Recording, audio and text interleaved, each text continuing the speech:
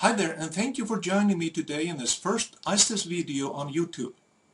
I plan to post tutorial videos every other week or so and informational videos every time we do a new release.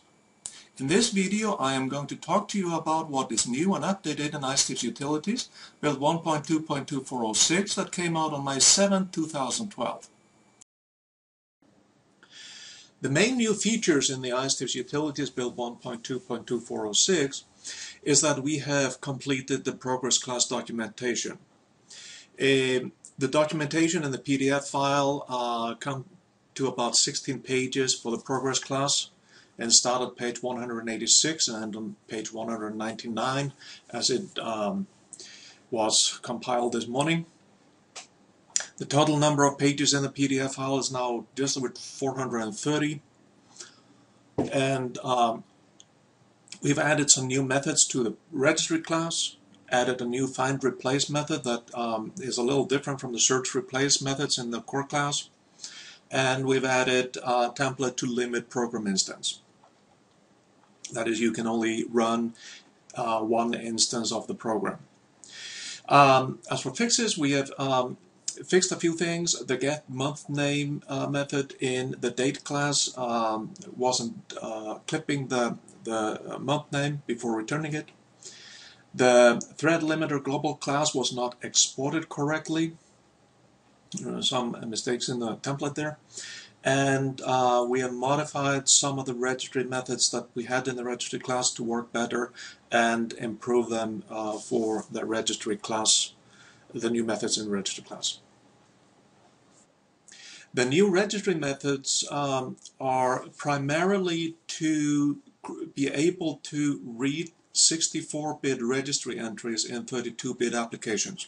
You cannot do that with the Clarion getreg function, so what we have added is a getregx method in the registry class that you can specify if you want to use the 32-bit or the 64-bit key, or let it be determined by the program.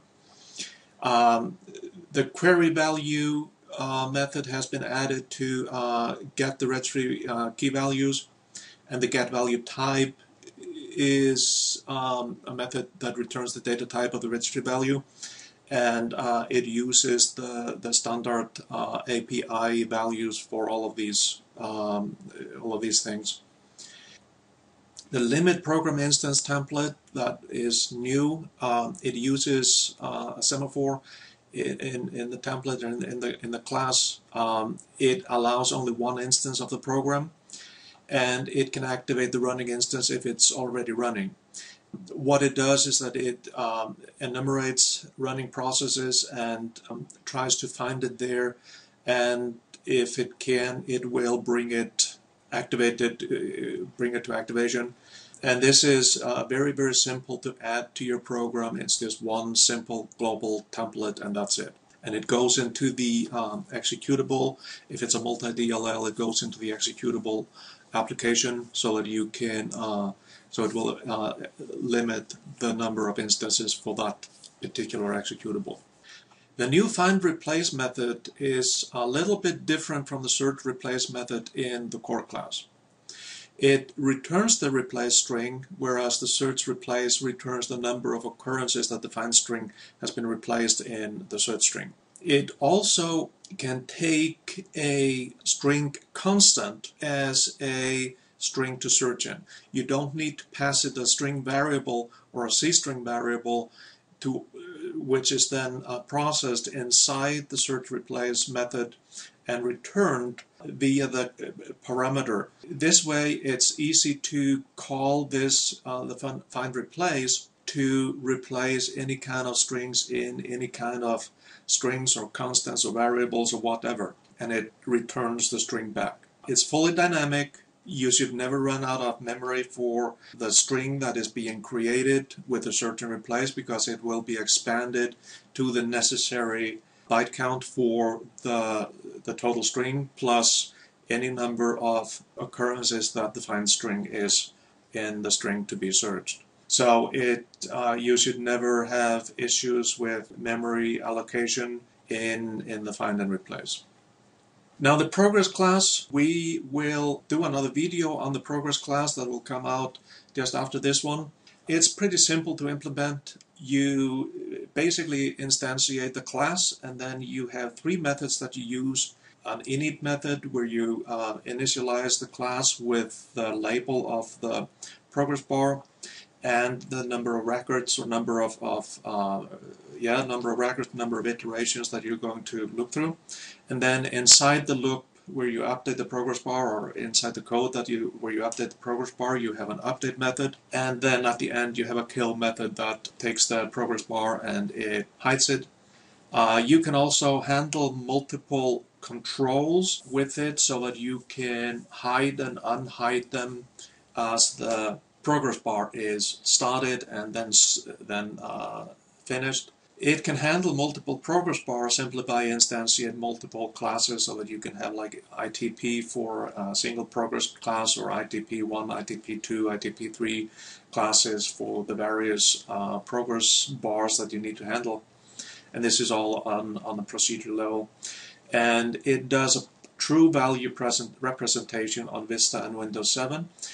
When Vista came out with the Aero class, the progress bars did not necessarily show correct representation of the values in the progress bar. The updates were apparently separated into a separate execution thread inside the operating system, and so the progress bar could actually run completely independent of the actual progress that was being processed, that was updating the progress bar. After a while, some smart guy came up with a fix for it where all you need to do is set the progress, and then you set it to a value that is one less than the value you just set it to.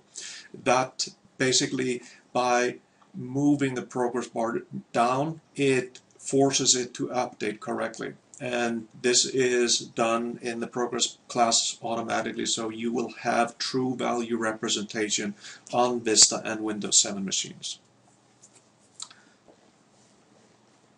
You can find Icetips on the web on various places. Our blog is at icetips.com/blog. You can find us on YouTube at youtube.com/icetipsvideos. On Facebook at facebook.com/icetips, and on Twitter at twitter.com/icetips. We post fairly regularly on Twitter and Facebook, and semi-frequently on the blog. We expect to post training and tutorial videos on YouTube, perhaps every other week or so. Might be every week, but I'm not committing to that. And there may be longer gaps in, once in a while. But we will primarily be posting their tutorial videos for our products, but perhaps also some tutorials for Windows 8 and for Clarion 8, and perhaps Windows 8 when we get closer to that. So make sure that you check out our websites and our things on the blog and the YouTube and Facebook and Twitter. And let us know if there is anything that we can help you with. If you want to have tutorials or something specific, let us know and we'll see what we can do. In the next video, I will show you how you can use the progress class from the Icetips utilities to take control of progress bars in your application. I hope you enjoyed watching, and I will see you next time. Thank you.